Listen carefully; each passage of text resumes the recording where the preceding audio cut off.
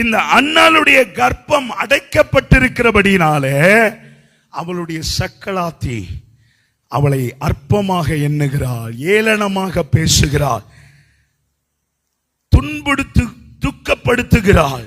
ஹல்லேலூயா, ஹல்லேலூயா. இன்றைக்கு இவ்விதமாக ஒரு சிலர் இன்றைக்கு நாமும் துக்கப்படுத்தப்பட்டு கொண்டிருக்கிறோம், அங்கலாய்க்கப்பட்டு கொண்டிருக்கிறோம். உன் குடும்பத்தார்கள் அவதூறு பேசிக் கொண்டிருக்கிறார்கள், உன்னை குறித்து ஏளனம் பேசிக் கொண்டிருக்கிறார்கள்.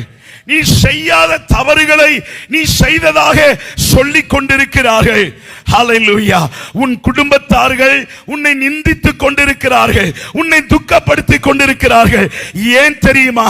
நீ அவரால் தெரிந்து கொள்ளப்பட்டவனாய் இருக்கிறபடினாலே தேவன் உனக்கு தம்முடைய மகிமையை வெளிப்படுத்தும்படியாய் உன் வாசல்களை தேவன் அடைத்து வைத்திருக்கிறார். எதற்காக? அவருடைய மகிமையை உன் வாழ்விலே, அவருடைய கிரகிக்க கூடாத காரியங்களை உன் வாழ்விலே தேவன் செய்யும்படியாகவே இந்த பாதைகளின் வழியாய் தேவன் கடக்க பண்ணுகிறார்.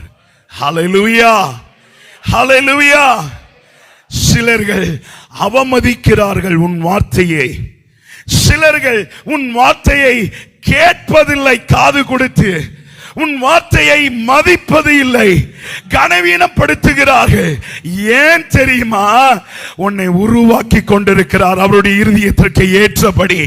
ஹல்லேலூயா, ஹல்லேலூயா.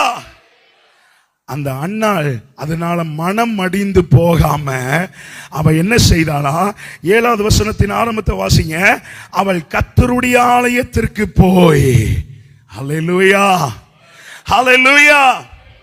இரண்டாவதாக மனம் மடிவாகாமல் அவள் கர்த்தருடைய ஆலயத்திற்கு ஓடோடி போனாள். ஹல்லேலூயா, ஹல்லேலூயா. அவள் நன்றாய் இருக்கும் போது கர்த்தருடைய ஆலயத்திற்கு போகல, அவள் சுகமாய் இருக்கும் போது கர்த்தருடைய ஆலயத்திற்கு போகல. அவளுடைய சூழ்நிலைகள் எதிர்மறையாக இருக்கும் போது தேவனுடைய பிரசன்னத்தை தேடினாள், தேவனுடைய ஆலயத்திற்கு அவள் முக்கியத்துவம் கொடுத்தாள், தேவனுடைய வார்த்தைக்கு அவள் முக்கியத்துவம் கொடுத்தாள். ஹல்லேலூயா, ஹல்லேலூயா. கர்த்தருடைய ஆலயத்திற்கு போய் அவள் அழுது கொண்டே இருந்தாளாம். ஹல்லேலூயா, ஹல்லேலூயா. சில காரியங்கள் உன் வாழ்வில் அடைக்கப்பட்ட சூழ்நிலையிலே இருக்கிறதற்கு, அந்த சூழ்நிலையின் மத்தியிலே நீ